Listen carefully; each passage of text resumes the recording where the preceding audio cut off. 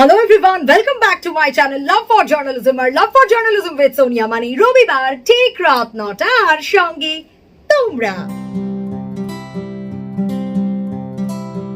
আজ আরো একটা এপিসোড, আরো একটা রবিবার রাত 9টা মানেই লাভ ফর জার্নালিজমের নতুন এপিসোড।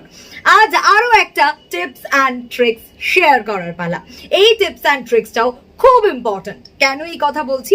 কারণ এটা শুধু যে ইন্টারভিউ এর ক্ষেত্রেই কাজে লাগবে এমনটা নয়, তারই পাশাপাশি এটা তোমাদের ডেইলি লাইফেও কাজে লাগবে।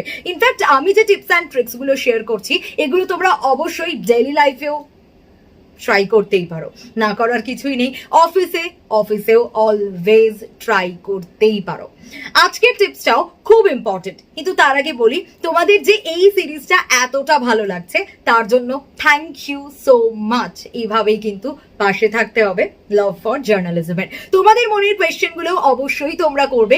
এই সিরিজটা শেষ হলে আমি একে একে সেইগুলো নিয়ে বসবো, মানে তোমাদের কোয়েশ্চেনের আনসারগুলো আবার ভালো করে কোয়েশ্চেন রেডি করে সেট করে সব জানাবো। কিন্তু এই টিপস অ্যান্ড ট্রিক্সটা তো সবার জন্য খুব ইম্পর্টেন্ট, সেই কারণে এই টিপস অ্যান্ড ট্রিক্সগুলো এভরি উইক শেয়ার করার চেষ্টা করছি। আজকে কি বিষয় নিয়ে আলোচনা করব? আজকেও ইন্টারভিউতে ডাক পেয়েছো, ইন্টারভিউতে যাচ্ছ, ইন্টারভিউয়ের দিন সেই সব বলেছি তোমাদের।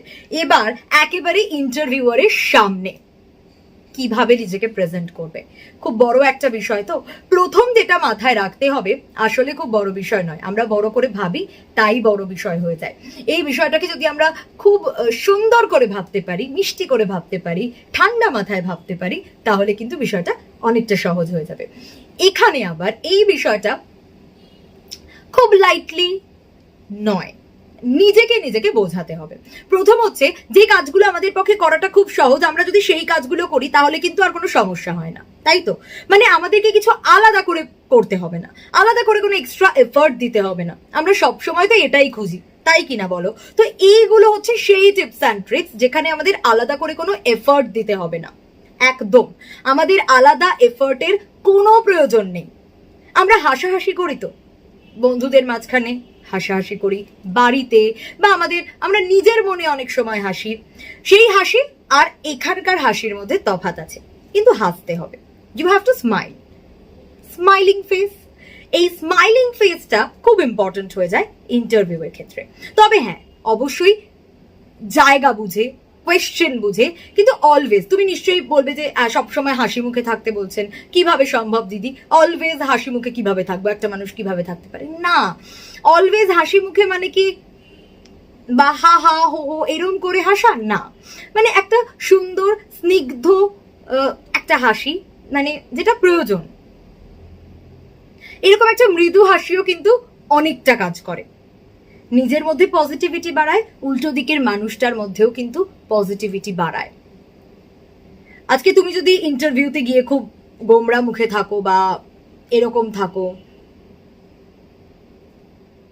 নানান রকম ফেশিয়াল এক্সপ্রেশন হতে পারে, তুমি হয়তো দিতে চাইছো না, তোমাকে এক্ষেত্রেও এফোর্ট দিতে হচ্ছে না, টেনশনে চলে আসছে, কিন্তু না, আমাদের মাথায় রাখতে হবে যে অলওয়েজ একটা স্মাইলিং ফেস, একটা খুব হালকা হাসি, মৃদু হাসি যাকে বলে, সেটা রাখতে হবে। এবং তোমার কাছে যদি একটা কোনো অন্যরকম কোয়েশ্চেন আসে, সেক্ষেত্রেও কি তুমি এরকম করতে থাকবে? না, অবশ্যই নয়। কিন্তু সিচুয়েশন বুঝে অবশ্যই এই বডি ল্যাঙ্গুয়েজটা রাখতে হবে। এই বডি ল্যাঙ্গুয়েজটা না থাকলে, যদি আমাদের ভুরু কুচকে যায়, যদি আমাদের মানে কোনোভাবে ইন্টারভিউয়ারের মনে হয় যে তুমি খুব বিরক্ত, তোমার ভালো লাগছে না, হয়তো তোমার ভালো লাগছে না নয়, তুমি টেনশন থেকে ওরকম করছো, কিন্তু উল্টো দিকের মানুষটাকে তোমার বোঝাতে হবে যে তুমি একদম স্ট্রেস ফ্রি আছো, তুমি খুব সুন্দর করে ইন্টারভিউটা দিতে এসছো, ইন্টারভিউটা দেবে, তোমার 100% দেবে, তারপর ইন্টারভিউয়ারের ওপর আপনি আমায় চাকরিটা দেবেন কি দেবেন না। আমি এমন রাস্তা করে রাখবো যাতে আপনি আমায় চাকরিটা দিতে বাধ্য। কেন বাধ্য? কারণ আমি সবটা পারছি। বাধ্য মানে আবার এটাকে অন্যভাবে নিও না, এটা মানে আমি সবটা পারবো, যেটা আগের দিন বলেছিলাম ওভার কনফিডেন্স আগের একটা এপিসোডে, সেরকম নয়। আপনি নিজে থেকেই ভাববেন যে না, এটা আমার যোগ্য ক্যান্ডিডেট। আমি ঠিক এরকমই একজন ক্যান্ডিডেট খুঁজছিলাম যাকে আমি চাকরিটা দিতে পারি, আমার যে ভ্যাকেন্সিটা রয়েছে বা আমি যে জব অ্যাপ্লাইটা করেছে যে মেয়েটি বা ছেলেটি, একদম এটার জন্য অ্যাপ্রোপ্রিয়েট। আমার এই পোস্টটার জন্য। বাধ্য মানে কিন্তু আমি সেটা বোঝাতে চেয়েছি, একদম ক্লিয়ার করে দিলাম, যাতে সে আর সেকেন্ড অপশনের কথা ভাবতেই না পারে।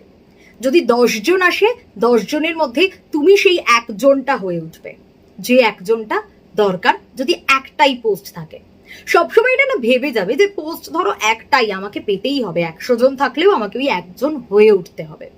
একজন হয়ে ওঠার লড়াইটা তোমার নিজের সঙ্গে নিজের। এটা অনেকটা জয় করা যায় এই সুন্দর মিষ্টি মৃদু একটা হাসি দিয়ে। এর সঙ্গে নিজের মানে কোন রকম কমপ্লেক্স তৈরি করা নয়, আমি কেমন দেখতে নয়, এইসব কিচ্ছু নয়। তুমি যেমনই হও, তুমি নিজে নিজের কনফিডেন্সের দ্বারা নিজেকে সেরা করে তুলতে পারো। Always, all the time, trust me. So এটা আমাদের মাথায় ঢুকিয়ে নিতে হবে যে আমি সিচুয়েশন বুঝে আমার মুখে একটা হালকা হাসি রাখবো, যেটুকু প্রয়োজন। কতটুকু প্রয়োজন তুমি নিশ্চয়ই সেটা সেখানে বুঝতে পারবে, সেইভাবেই এগোতে হবে। তা বলে এটা নয় অলওয়েজ, একদম নয়, সিচুয়েশন ওয়াইজ, কিন্তু এটা হেল্প করে, এটা প্রয়োজন। সো আজকের এই ভিডিওটা আর বড় করব না। যদি এই ভিডিওটা তোমাদের ভালো লাগে, please do like, comment, share আর সাবস্ক্রাইব করতে ভুলো না। Love for journalism with Sonia এভাবেই পাশে থেকে অবশ্যই করো। তোমাদের মনে যেসব কোয়েশ্চেন আছে নিশ্চয়ই সেই সব কোয়েশ্চেনের আনসার আমি দেব, তাতে আমারও ভালো লাগবে। এবং টিপস অ্যান্ড ট্রিক্স গুলো কেমন লাগছে অবশ্যই জানিও, কমেন্ট সেকশনে জানিও। লাভ ফর জার্নালিজমের যেরকম ইউটিউবে জানাচ্ছ ঠিক সেরকমই জার্নালিস্ট সোনিয়া আমার ফেসবুকে পেজ রয়েছে, সেই ফেসবুক পেজের ইনবক্সেও তোমরা অবশ্যই মেসেজ করতে পারো। সো এই ভিডিওটা এখানেই শেষ করছি। ভালো লাগলে please do like, comment, share and subscribe করতে ভুলো না। লাভ ফর জার্নালিজম, প্রত্যেকে ভালো থেকো, সঙ্গে থেকো লাভ ফর জার্নালিজমের। দেখা হচ্ছে আগামী রবিবার ঠিক রাত 9টায়। ততক্ষণ পর্যন্ত টাটা।